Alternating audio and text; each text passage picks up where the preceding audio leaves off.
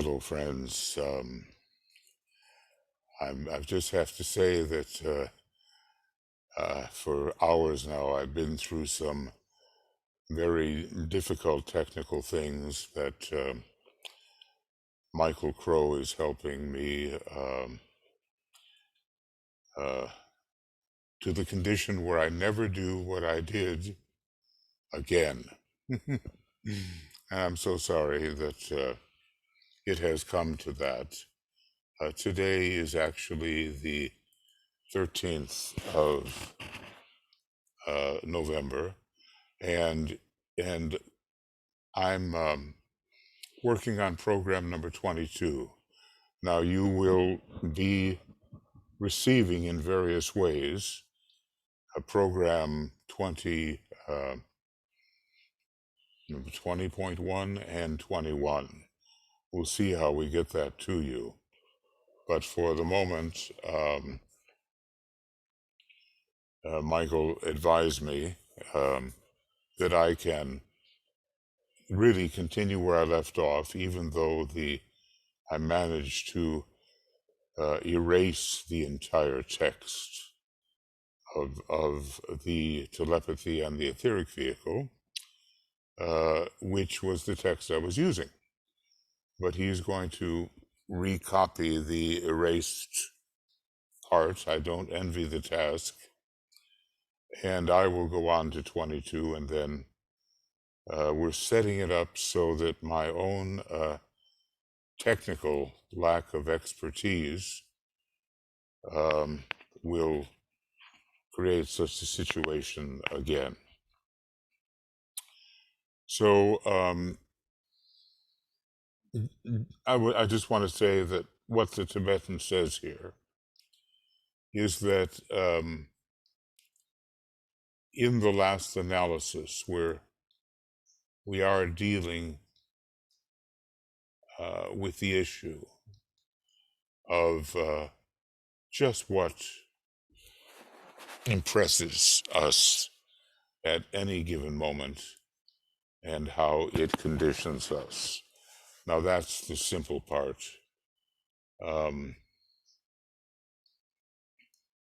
Yes, that is the simple part, and hopefully it will stay simple. Master Moria once said, well, what is your choice, to complicate or to simplify? And he said, obviously, it's to simplify.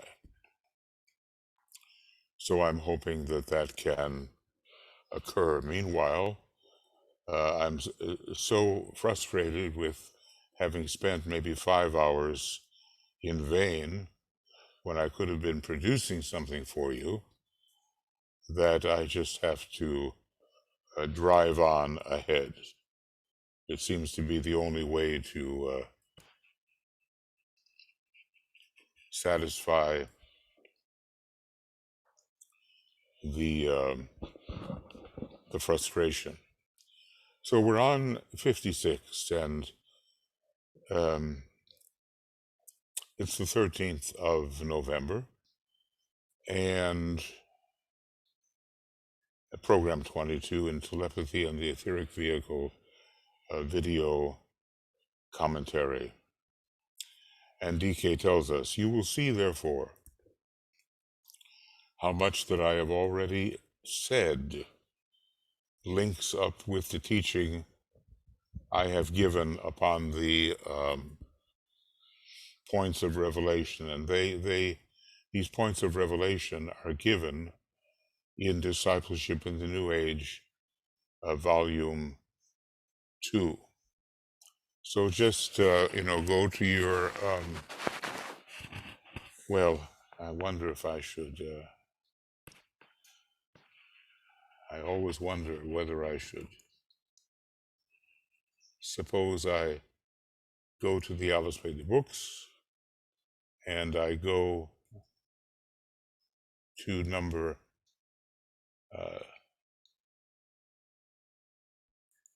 2, and I go to something called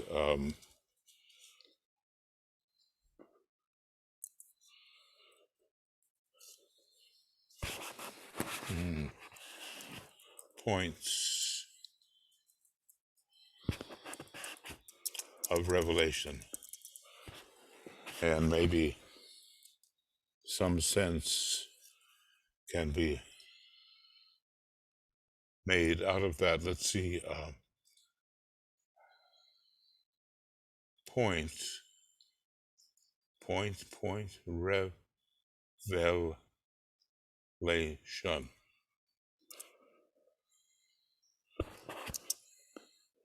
Well,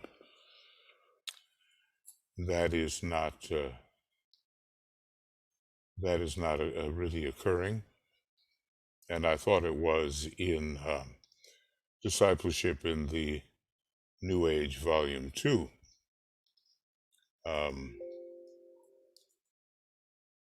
He tells me there's no hits here. So Revelation, there's 195 of them, and I don't want to go through all of that. I'm just going to try one more time.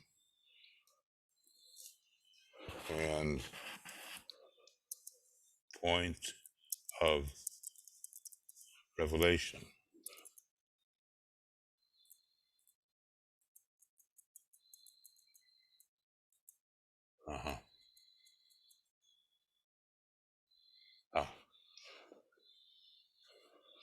So I'll try to put these two together.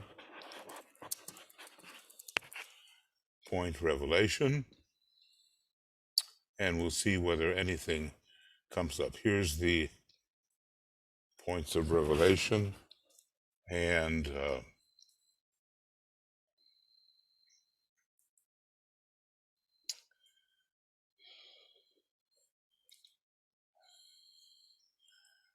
okay, the second point of revelation. Let's see if they're at all listed.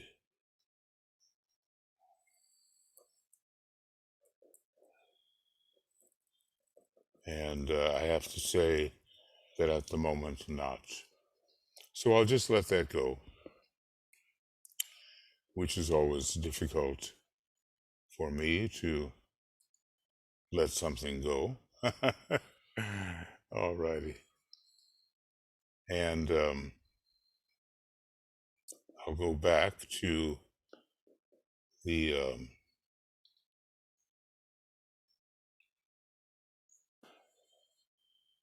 sharing. And let's see if I can, that's the chat.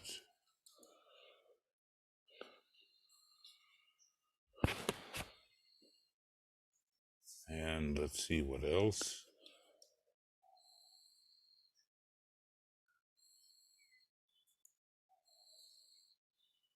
I think this will have to be it.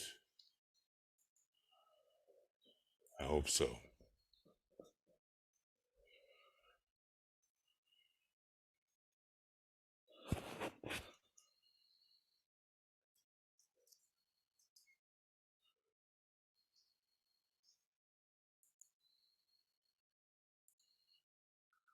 I'm now resuming the recording. And I'll let this go about the points of revelation, assuming that I'll be able to find it, and you will too. Okay. So it links up with the points of revelation. In a very, he says, in a very condensed summation of the science of impression, I touch briefly upon three great groups of lives that are constantly under impression, and which in their turn become impressing agents. There are lives in Shambhala, lives in hierarchy, and there is humanity. So I think those are probably the three that we are talking about. There is little that I can add to this theme with profit at this time, which has what has already been given should be studied and related to the points of revelation. Now, I guess if we go to page 56 in Telepathy and the Etheric Vehicle,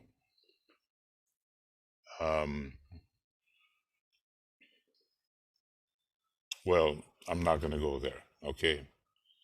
Because it will be, I think, a little too time-consuming and possibly confusing. But anyway, there is an asterisk which takes us to page 56.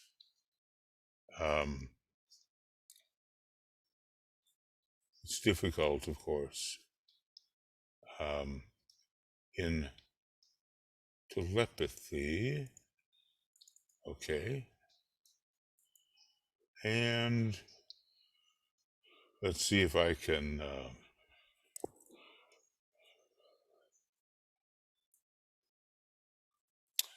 well, there I say I won't do something, and then I do it. Okay. So, here it is.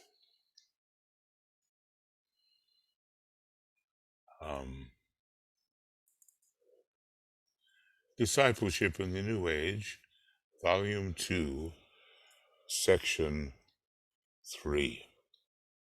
That's where we'll find that, on the points of revelation. Okay. So let me add that in.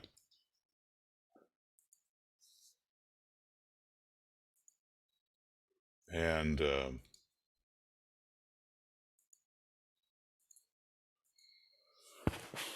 it'll be Dyna 2,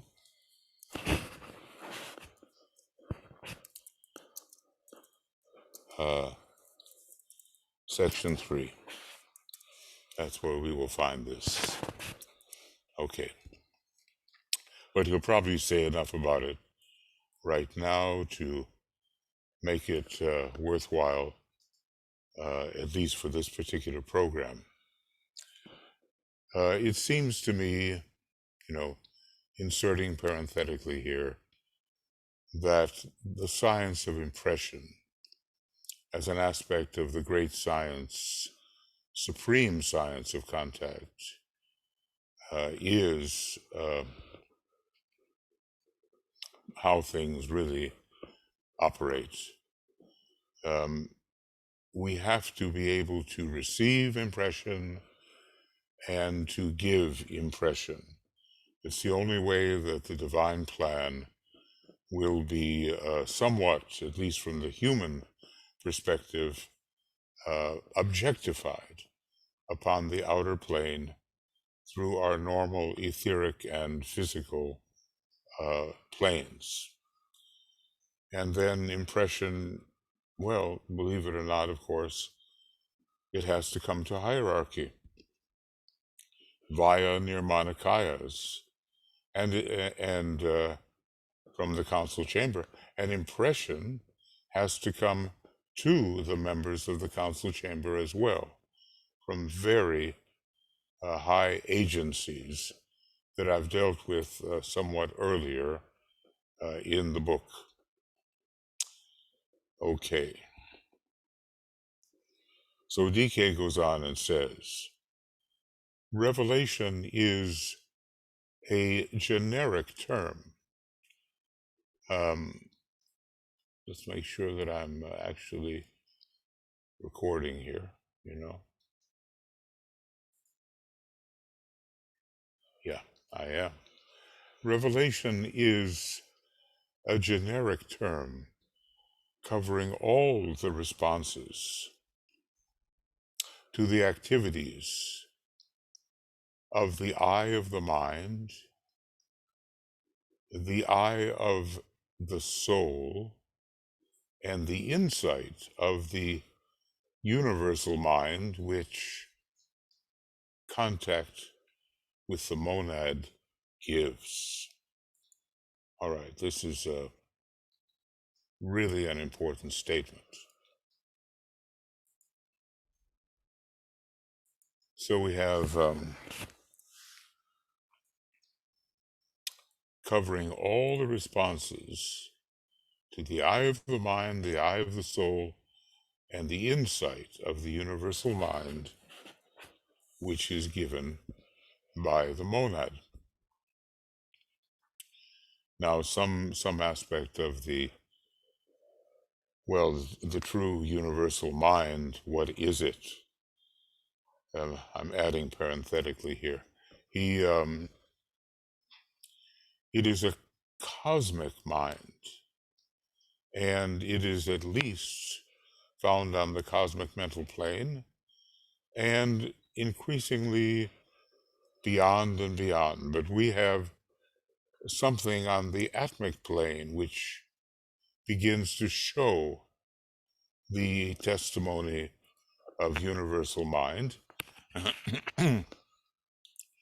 because the atmic plane is a mental plane ruled by Saturn. And since it's the third plane down from the logoic plane on our normal etheric, physical, cosmic plane, it will have to do with intelligence. Now he's going to deal with the factor of sight, and he goes on. Sight is the greatest of all developments in this world period, in which the Logos is attempting to bring the subhuman kingdoms to the point where human vision is theirs, to bring humanity to the point where spiritual vision is developed, and hierarchical insight is the normal quality of the initiate sight, and to bring the members of the hierarchy to the point where universal perception is theirs. Well, I'll interpolate and say that for the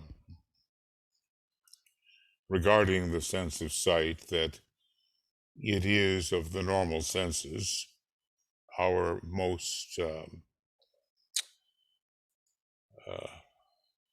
synthetic of the senses, the most synthetic. And more and more, we see more and more, and we see all at once in a flash of light. Hearing is much more sequential, as our maybe taste and smell, other normal senses, do not occur in that flash of recognition. And maybe that's what Master Moria means when he talks about the lightening of thought. So here we are bringing subhuman kingdoms to the human stage. Now, they may see many things, but not understand. Humanity to the point of spiritual division, spiritual vision, and that is the vision at least of the soul, and universal perception, which is more of Shambhala, is brought to the hierarchy. So just pause there for a moment and think about that.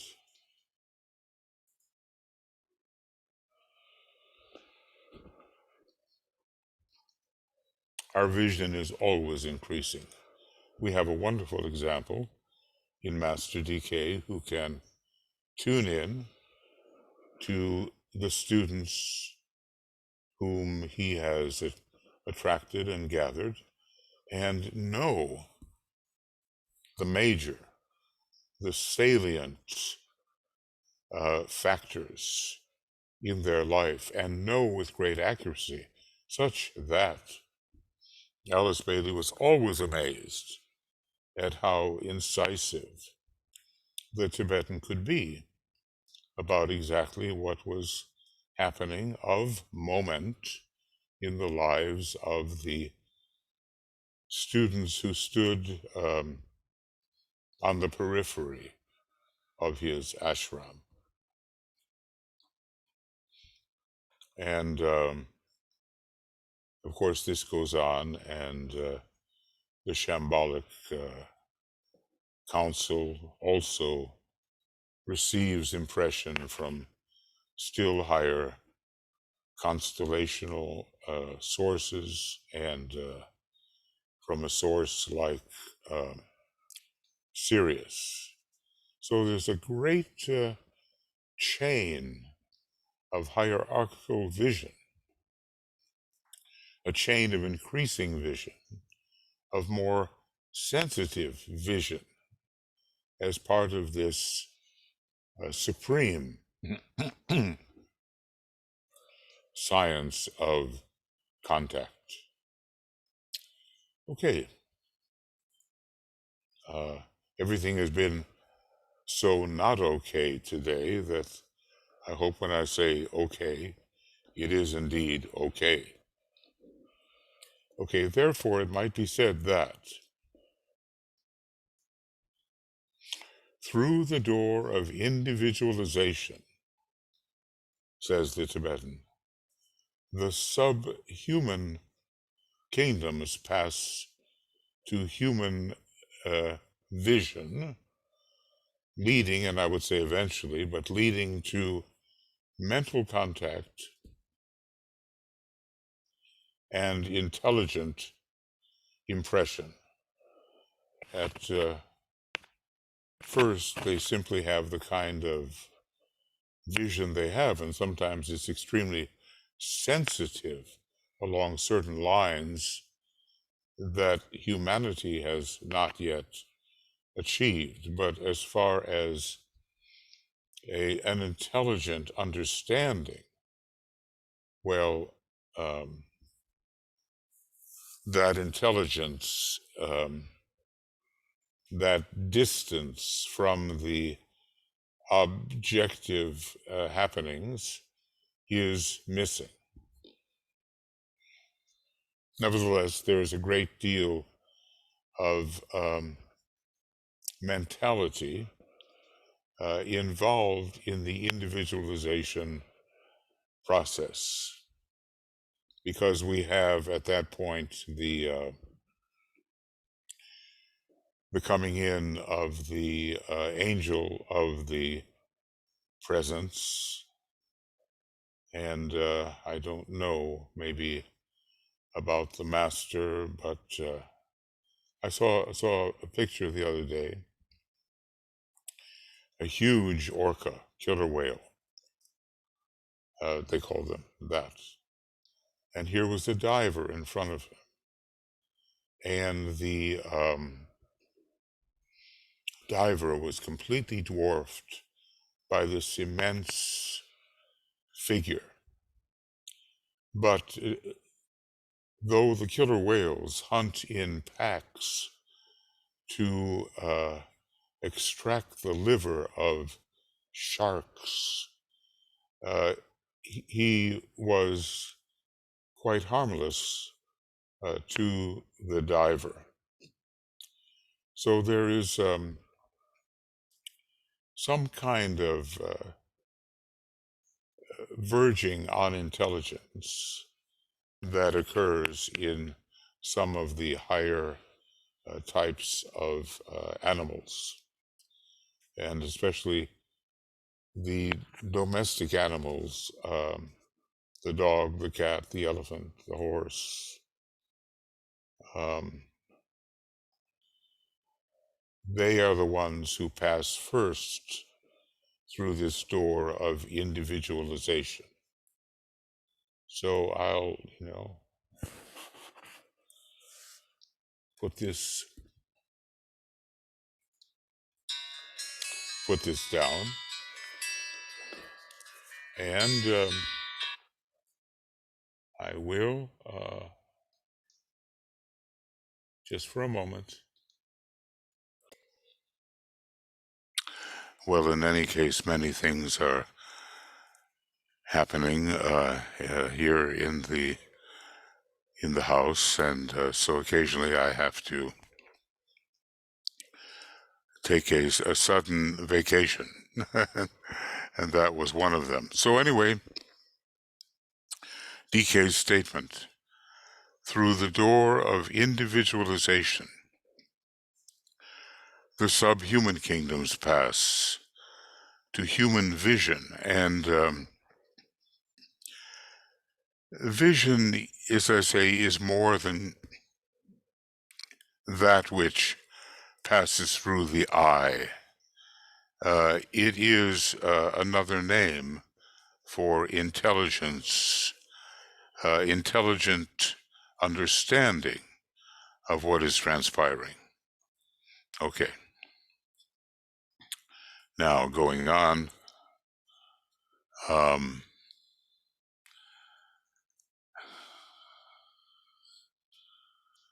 right, he's basically talking about the development of vision, which is,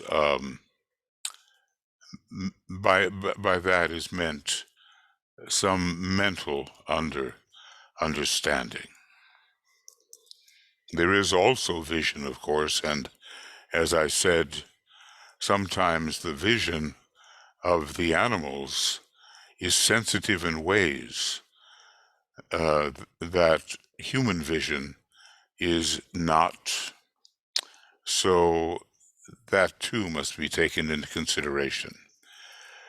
Then going on, DK says, through the door of initiation, humanity passes to spiritual vision, leading to soul contact and spiritual impression. And this is going to happen with greater and greater sensitivity induced along the way.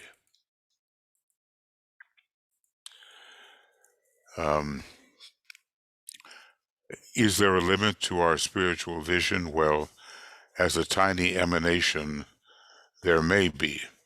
But when we begin to disabuse ourselves of our normal emanative ring pass not, then we start rising in the kind of vision or understanding or spiritual contact and impression we can have. Let's go on with this. The different kinds of understanding of a spiritual kind which come to us. Now, this one seems to pertain more to the Christ and such high beings as our ascended masters, meaning they have taken the 6th initiation, and maybe the 7th, through the door of identification, the hierarchy passes to universal vision. And let me add in here that Aquarius is particularly the sign of universality. So through this door of identification, the hierarchy, such as the master's greater than the normal 5th degree initiate, pass to universal vision, leading to monadic contact and extra-planetary impression. That is, would be impression from other planets and impression, well, for the most part, from other planets, and to a certain extent by the solar logos, considering the other planets to be aspects of the solar logos. So I'm going to keep that also in this color of consciousness. Okay. And of course, the Christ is the master of identification. And as the old saying goes, he knew what was in man. As so many of his experiences demonstrating him to be the true and elevated psychic are relayed to us, even in a book basically for aspirants, such as the Bible is. Now, going on with DK, each time that there is a fresh vision of a compelling and conditioning nature, it is the result of invocation by the one seeking the new impression. Well, you know, sometimes you might think, well, these things happen by accident, or that man has no control over when they happen. But we're talking about visions of a compelling and conditioning nature. And if we have the attitude that we are seeking the new impression, seeking to cooperate with the science of impression, seeking to understand how telepathy really works, then invocation is required. Now, let's remember, we are presented with 3 great words of power, which we call the great invocations. The first one regarding the forces of light, the second one regarding the lords of liberation and the rider from the secret place, and the third one as the great invocation as we normally understand it. Now, we have to understand that, excuse me, that as we use these invocations consciously, there will be new impression. We are seeking out, through the use, let us say, of the three great invocations, fresh vision of a compelling and conditioning nature. So, do we understand then that very much is in our hands, or in our consciousness, regarding how we shall be impressed by higher points of tension? Okay, I'm going to close this down for just a second because other things have to, well, as I say, there's lots of things going on. So, and if I could achieve continuity as I'm trying to do these programs, I would be very grateful, but it's considering the technical mistakes that I personally am making, it doesn't seem quite possible. But anyway, going on with what DK says, each time there is a fresh vision of a compelling and conditioning nature, it is the result of invocation by the one seeking the new impression. That is, let us say, if the vision is really compelling and conditioning, it arises from the use of such words of power as the three great invocations which we have been given. Okay.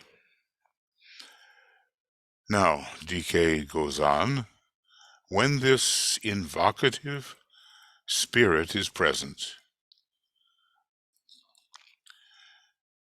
the results are inevitable and sure, and the response evoked cannot be stopped. So the spirit of invocation must inform us, as it were. And we have to learn how to use it. Let's just say that such great beings as the Lords of Liberation, they have no desire to be worshipped or anything like that. They want to be invoked for planetary purpose. And we've been given three tremendous words of power. The 1935-36 Great Invocation number 1, the 1940 Great Invocation number 2, the 1945 Great Invocation number 3. So the invocative spirit DK discusses in some of the previous programs, and it is part of the supreme science of contact.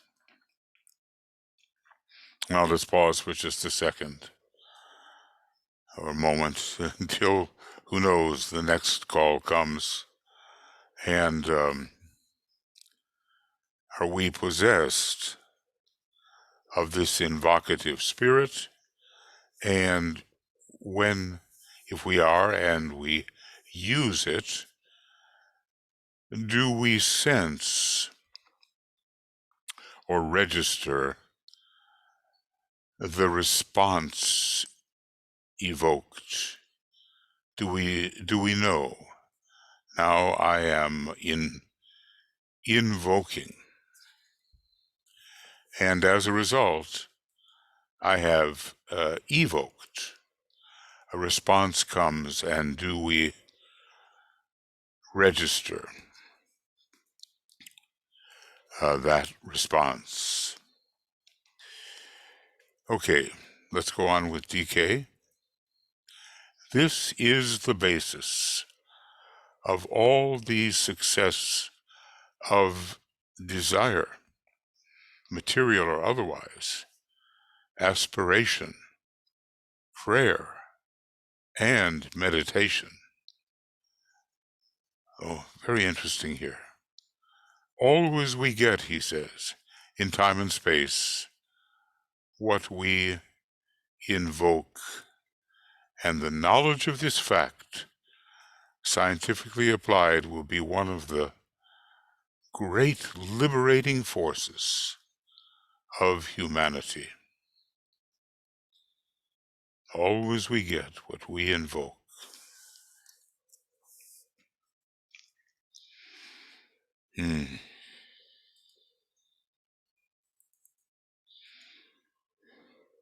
That almost sounds,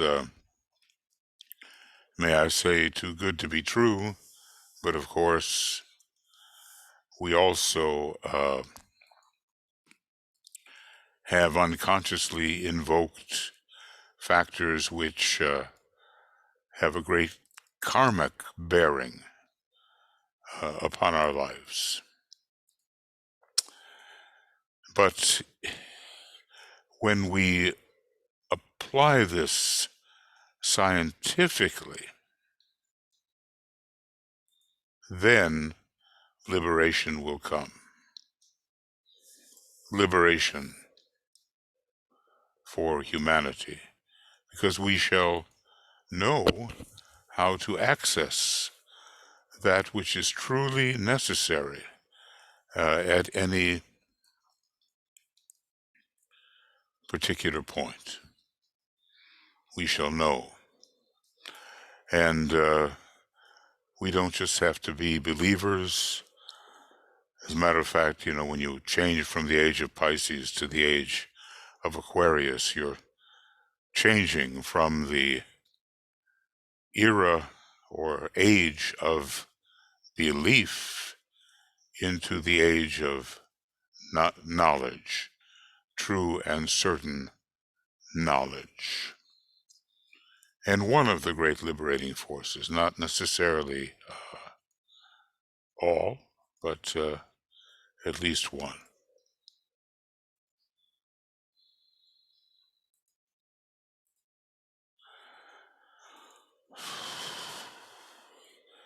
It's quite a task to assemble all this material.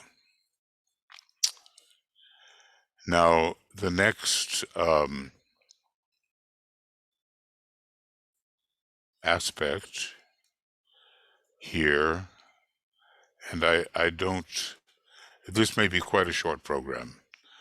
As I say, Michael Crow and I are working on undoing our, my bungle, I guess I can call it that, whereby I managed to erase an entire book by just not paying close enough attention. So I hope all of this will, come into a good place.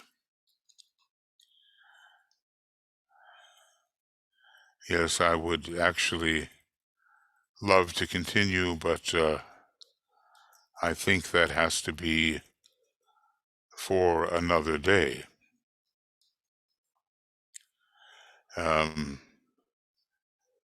We only began on page 56 and made it to 58. It's not a lot. But okay.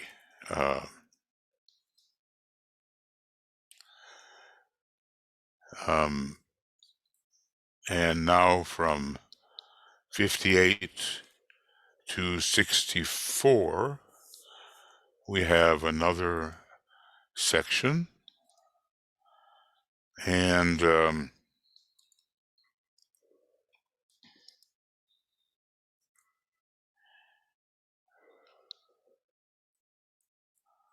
Did I say 64?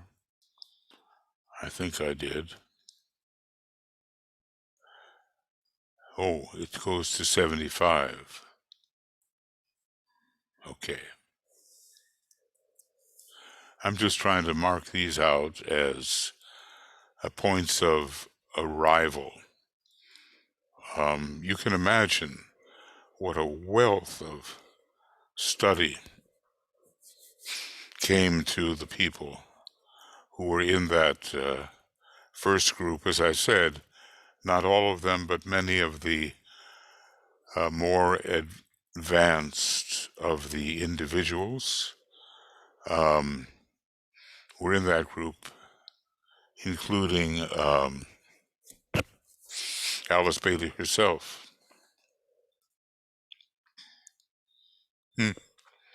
Even this is interesting. If you think you're getting a communication from a master to you as a disciple, this accounts for 2% of the entire telepathic receptivity demonstrated by humanity as a whole throughout the world. Not very much. Western students here do well to remember that the subjective Eastern student is far more prone to telepathic receptivity than his Western brother. And he tells us it's somewhat humiliating for the Western mystic and the occult student. But we'll get there, okay? Meanwhile, I think the proper thing to do, even though this is a program that may well be under an hour in length, so be it.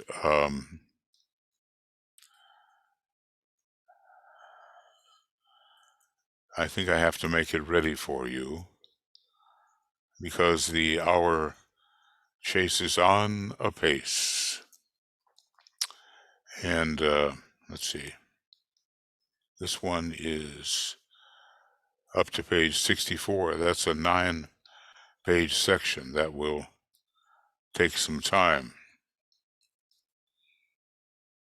And sometimes time, although illusory in one respect, is a stern taskmaster. Okay, I'm just trying to find the way. Okay, so basically we've come to page 58 and we're getting ready to talk about expanding areas of conscious interaction. So what I'll do is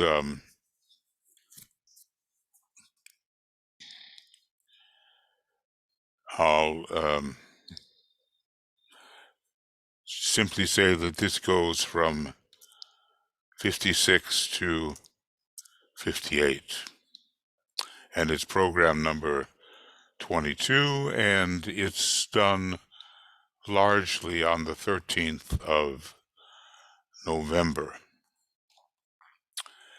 Okay, and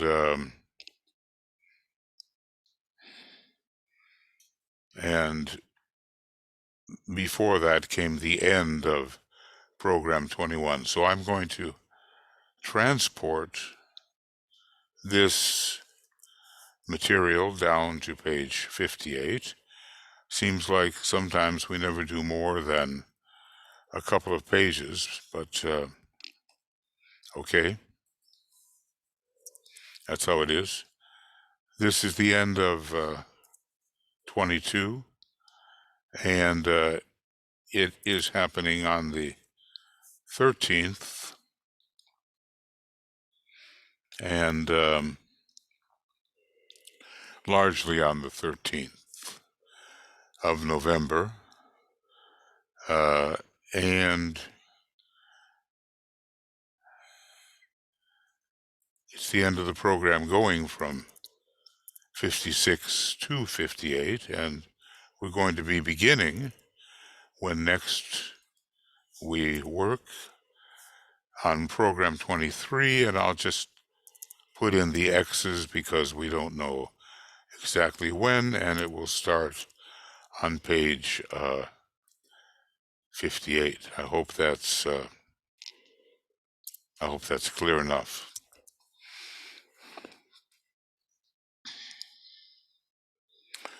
I'm trying to think of what to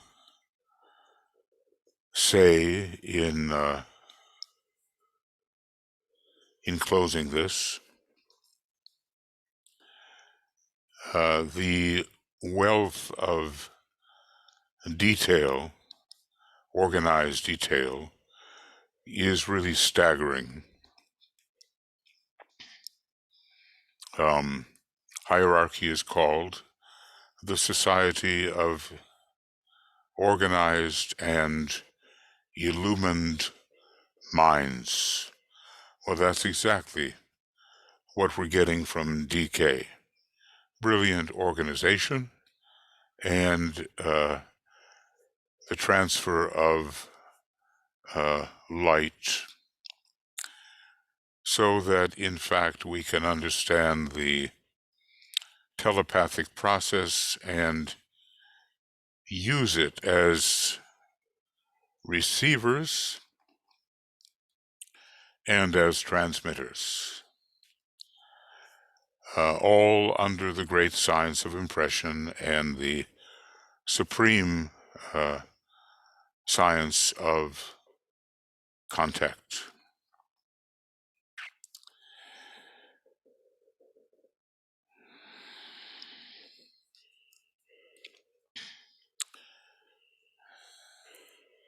Okay, I think that will have to be the conclusion of what we do for right now.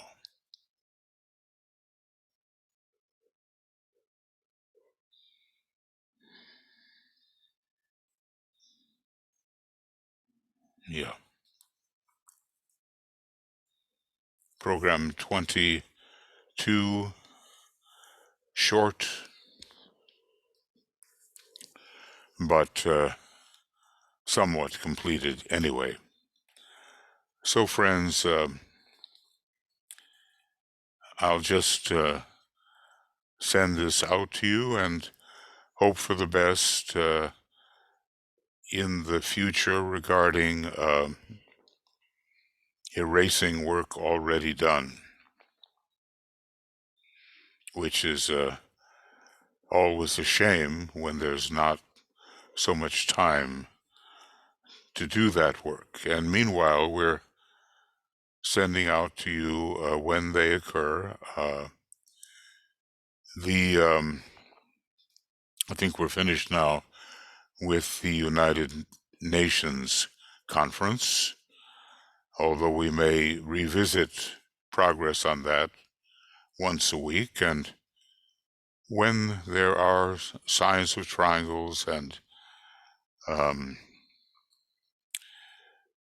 seeds of the infinite, that is, identify as being, and when there is a cosmic fire in-depth program, these will be sent out. They will be posted by BL and Herald, and they'll be sent out in a special form to those who would like to utilize that form. So, okay, that'll be it for right now. I will stop the recording. I will wish you the power of assimilation and application, and clarification, if I may say. Clarity of mind. I think I struggle for it all the time, often not succeeding at all, but still struggling onward. And I think for anyone who is treading the thorny path of occultism, which means there's lots of those moments when you have to say, ouch, that one hurt. We will persist. We have developed the power of persistence. And without that, you cannot make a Master DK. You cannot make a Chohan Kutumi. You cannot make a great Christed figure, our Lord Maitreya. Without that persistence, which does not relent, no matter how many disappointments along the way there will be. Ultimately, there will be success, and we're doing bridging work into the time of greater success, which DK calls the wonder of the New Age. That's what we're doing. So each shouldering his responsibility, the group as a whole shouldering its responsibility, the nations of the world shouldering their responsibility, and finally, all of humanity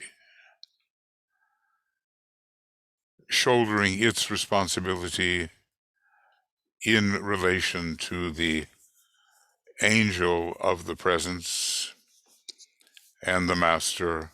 All of those will be achieved. So now I'm saying goodbye to you, and hopefully you're getting something out of this. Okay, so I'll stop recording